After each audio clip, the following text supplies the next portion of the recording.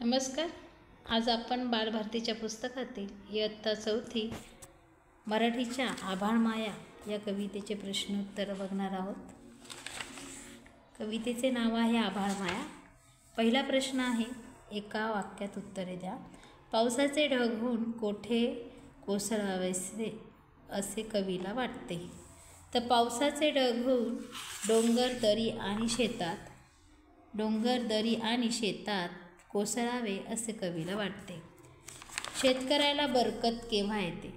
शेतकऱ्याला बरकत केव्हा येते?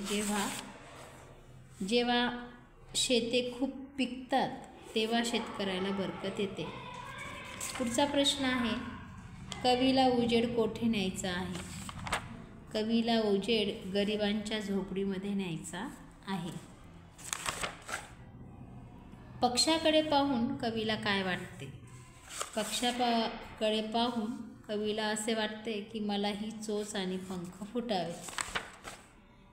त्या पुढील प्रश्न आहे, आभाळ माया मिळावी असे कवी का म्हणतो?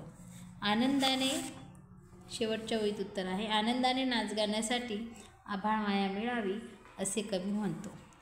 त्या पुढील प्रश्न आहे, खालील गोष्टी पाहून तुम्हाला काय व्हावेसे वाटते? पाऊस, कवीला काय व्हावेसे वाटते? पाऊस, कवीला पाऊसून डोंगर दरी व शेतात कोसळावेसे वाटते।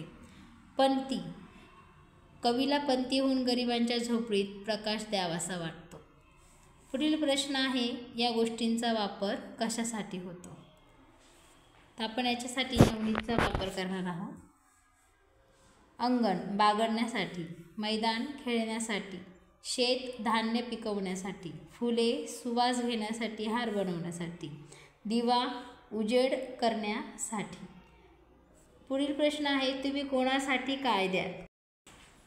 मित्रांसाठी, शाळेसाठी, घरासाठी, शेतासाठी, आईसाठी, बाबांसाठी। यामध्ये मुलांनी स्वतःच्या कल्पकतेने उत्तर देणं अपेक्षित आहे। तर त्यातील भाषाभ्यास व व्याकरणमध्ये समानार्थी शब्द आपण वाचन करणार आहोत। पाऊस वर्षा पर्जन्य, उजेड प्रकाश, कंगाल दरिद्री, ढग मेघ, शेत शिवार, तोंड मुख, डोंगर पर्वत, दिवा दीप, पंख पर। विरुद्धार्थी शब्द लिहा। गरीब श्रीमंत, उजेड अंधार, खूप थोडे, अनेक वचन, डोंगर डोंगर, पंती पंत्या, बाग बागा, शेत शेते, दिवा दिवे, पंख पंख, दरी दऱ्या, चोच चोची, परी पर्या, बी बिया, झोपडी झोपड्या, तोंड तोंडे। प्रश्न आहे, तुम्ही पक्षी झाला आहात अशी कल्पना करून 5 ते 6 ओळी लिहा। यामध्ये पक्ष्यांना उडताना पाहून माझ्या मनात नेहमी यायचे की मला जर पंख फुटले तर मी पक्षी होऊन मज्जा होईल। मी उडत उडत आभाळात मुक्त संचार करीन, डोंगरावर जाईन, वेगवेगळ्या झाडांवर घरटे बांधीन, झाडांवरची मधुर फळे दररोज खाईल, इतर पक्ष्यांशी मैत्री केली, आम्ही पक्ष्यांची शाळा काढू, मी पक्ष्यांची भाषा शोधून काढेल, पक्ष्यांची भाषा माणसांवर, माणसांची भाषा पक्ष्यांना शिकवेन, याचे मी पुस्तक लिहिलं, असं कल्पकतेने उत्तर लेखन केलेले आहे। बालमित्रांनो, तुम्हाला या कवितेचे प्रश्नोत्तर स्वाध्याय व्हिडिओ आवडला असल्यास नक्कीच लाईक करा व चॅनलला सबस्क्राईब करा। धन्यवाद।